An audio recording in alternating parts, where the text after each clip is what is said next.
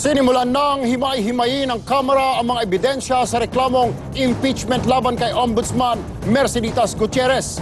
No show naman ang Ombudsman, pero ang kanyang abogado minaliit lamang ang mga ebidensya. Ikwento mo, Fiona Nicolas. Inabot ng halos 8 oras ang paglalatag ng mga barahan ng reklamo laban kay Ombudsman Merceditas Gutierrez. Una, sa witness stand, ang grupo ng Akbayan Party List. Kabilang sa mga pinuntirya nila ay ang patuloy na pagbaba ng conviction rate ng Office of the Ombudsman at ang kawalan daw ng aksyon ng ahensya sa graft and corruption case laban kay dating Justice Secretary Hernani Perez. Kasama rin dyan ang issue tungkol sa ZTE-NBN deal, ang $20,000 Lezurk dinner ni dating Pangulong Arroyo sa New York, at ang pagkamatay ni Navy Ensign Philip Pestaño na pinalabas daw na suicide. Siya dapat ang sumbungan ng bayan. Pero ngayon po, ang ombudsman ang isinusumbong ng bayan. Ang tanod bayan, naging tutulog-tulog o nagtutulog-tulugan. Ikwinento rin ng main complainant na si Riza Ontiveros Barakel kung paano siya inaresto sa isang rally kahit pa miyembro siya ng Kamara at may parliamentary immunity noong mga panahon na yun. Nagre-resist ako, talagang pinagtulungan, apat-apat silang humihila at eventually nagbuhat sa akin. They lifted me into the back of the police mobile. Nilabas ko yung paa ko para hindi nila maisara yung pinto ng police mobile sa likod. Hinawakan nila yung ilalim ng paa ko, ilalim ng sandales, ipinasok sa pilitan yung paa dun sa loob ng mobile. At 6 na testigo naman mula sa grupong Bayan Muna ang humarap para sa ikalawang reklamo laban kay Gutierrez. Ang basehan ng kanilang reklamo, inagyo na lang daw sa opisina ng Ombudsman ang mga kontrobersyal na kaso tulad ng 728 million fertilizer fund scam. Ganito rin daw ang nangyari sa mga kaso tungkol sa biyahe ng tinaguriang Euro Generals noong 2008 at ang Mega Pacific Deal noong eleksyon noong 2004. At sa halip, ang lumalabas, naging tagapagtanggol di lamang ng ilang mga tiwaling opisyal kung hindi maging ng dating Pangulong Arroyo. Hindi niya inaaktuhan yung report ng Senate, hindi niya inaaktuhan yung report ng COA, pero hindi ko maintindihan, hindi niya inaaktuhan yung report ng sariling tao niya.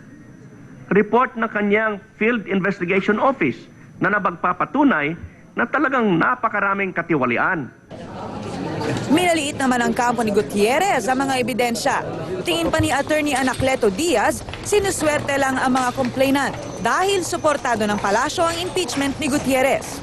We will be able to establish that all these allegations are frivolous, baseless.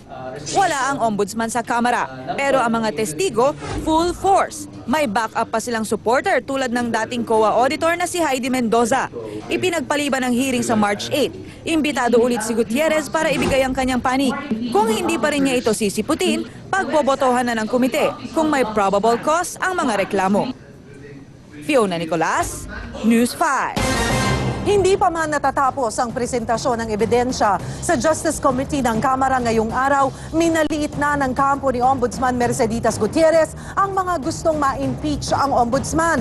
Pero bagamat sinasabi ni Attorney Anacleto Diaz na mahihina at walang basihan ang mga ebidensyang inilabas laban sa kanyang kliyente, aminado si Diaz na aabot hanggang Senado ang impeachment case laban kay Gutierrez. Pero handa raw ang kampo ni Gutierrez na depensahan siya sa reklamo.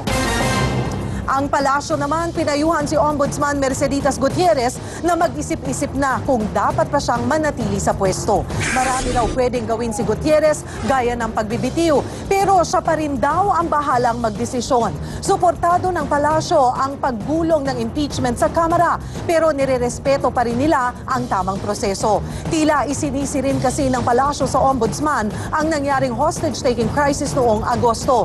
Naiwasan daw ang trahedya kung agad inaksyon ng Ombudsman ang apela ng hostage-taker na si Rolando Mendoza. At kaugnay ng balitang yan, alamin natin mula News 5 sa aming News 5 resident legal advisor na si Attorney Mel Santamaria at Professor ng Ateneo of Law. Kung tama ba ang naging sistema ng pagpipresenta ng ebidensya kanina? Magandang hapon po, Attorney Mel. Magandang hapon sa iyo, Erwin, Cheryl. Sir, ano po ba ang napunan nyo sa proseso kanina sa Kamara? Well, kung tinignan natin mabuti yung proseso na nangyari sa Kamara, nagpalit sila ng procedure nung midstream, ano? Kasi yung unang testigo, ang naging procedure ay tanong, sagot, tanong, sagot, tanong, sagot. Pero nahalata ata ng mga miyembro ng komite na medyo tumatagal yon. Kaya nung nagsalita si dating Solicitor General Chavez, pinagsalita na lang nila at pinuna rin nila na yung mga prefatory statement ni Chavez medyo ata humahaba. Kaya pinalitan nila ang procedure at sinabi nila, o sige, lahat ng testigo, magsasalita na lang muna, tsaka natin itatanungin. Pero ang maganda dito, natapos rin yung parte ng mga nagsasakdal dito sa investigasyon na ito. Sir, kanina sabi ng mga abogado ni Ombudsman Gutierrez na mahina raw ang mga ebidensya. Pero sa basa ho ninyo, sa mga legal experts, ano hong tingin ninyo? Parang sandamakmak yung ebidensya ron sa lamesa kanina. Pwede ba yun? Malakas ba talagang ebidensyang iprinisinta sa Kongreso? Alam mo, dapat isipin muna natin kung ano ang batayan ng impeachment na ito. Inaakusahan si Merceditas Gutierrez ng dalawang grounds, no? Ang pagkakanulo sa tiwala ng bayan, betrayal of the public trust, at ang tandisang paglabag sa ating konstitusyon. At ang sinasabi dito nila na itong mga ebidensyang to nagpapatunay doon yung mga pagdidelay ng kaso, no? Kaya susuriin natin yan. Pero ang degree lang ng finding dito ay tinatawag na probable cause. Hindi pa proof beyond reasonable doubt. Ano bang probable cause? Ang probable cause, ibig sabihin yan to a reasonable person or to a reasonable man with a reasonable mind, yung mga ebidensyang nilatag, maaari ba talagang nagawa ni Merceditas Gutierrez yung mga sinasakdal sa kanya? Kung ang sagot ay oo, then, syempre, impeached na yan.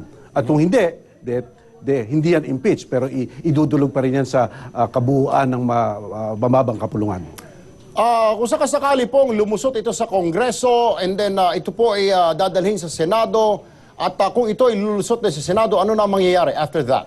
Ang Senado ang maglilitis kay Ombudsman Merceditas Gutierrez. Sila ang titingin ng ebidensya ng metikuloso, titignan nila kung talagang ang degree ng mga akusasyon ay humahantong, no, sa pagkakanulo sa tiwala ng bayan o violation of the Constitution.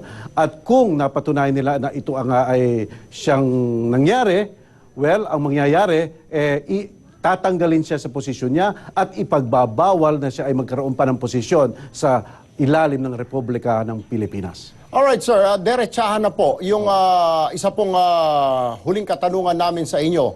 Sige. Ay tama po ba ang prosesong ginagawa ngayon ng Kamara? Kasi may mga nagsasabing bakit hindi raw nila muna hinantay dahil may MR po yata si Gutierrez doon sa Supreme Court at hindi na tila inantay ng Kamara itong sagot ng Korte Suprema. Hindi kaya magkakaroon dito ng clash ng power between Supreme Court at ng Kongreso? Tama ang obserbasyon mo, Erwin, pero ang sa pananaw ko lang, alam mo sa ating gobyerno, there are three great branches of government: exekutibo, legislative, at judiciary.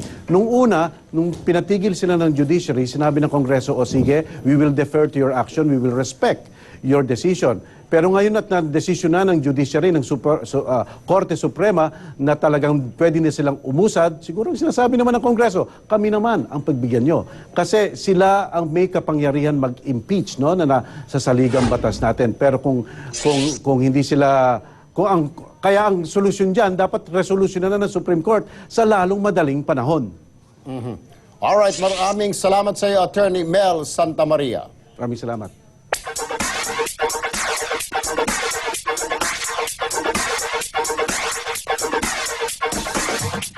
Showbiz action muna tayo. Aspiring beauty queens, nagpabonggahan ng talento. Jeff Fernando, ikwento mo.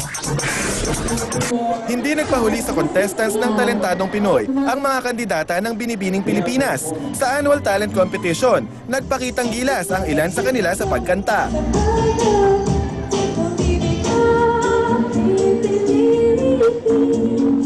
Pagsayaw,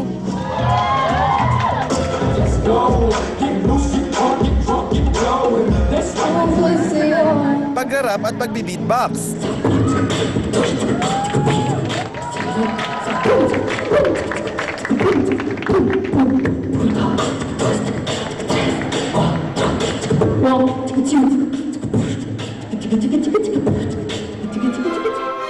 Pero ang pinakatumatak sa mga manonood, ang nagbaton twirling.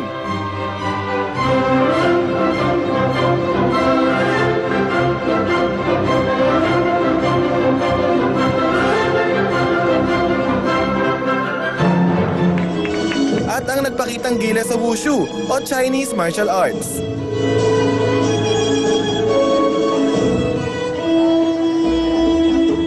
Masasabi ko is wow. Sobrang wow. As in, sobrang ang gagaling nilang lahat. And it's very, very wonderful to watch my co-candidates here in the talent competition. Ang galing po nila lahat. Sa April 10 ang coronation ng Binibining Pilipinas. Jeff Fernando, News 5. Susunod sa aksyon, mga negosyo sa Bonifacio Global City, balik normal na matapos matapala ng butas na gas pipeline kanina. Kinatawa ng gobyerno ng Taiwan na pabilib sa bilis ng pagresponde ng Pilipinas na nasirang Taiwanese fishing vessel. At silipin ang enkwentro ni Mini Jedi at Mini Darth Vader sa Makata Super Video.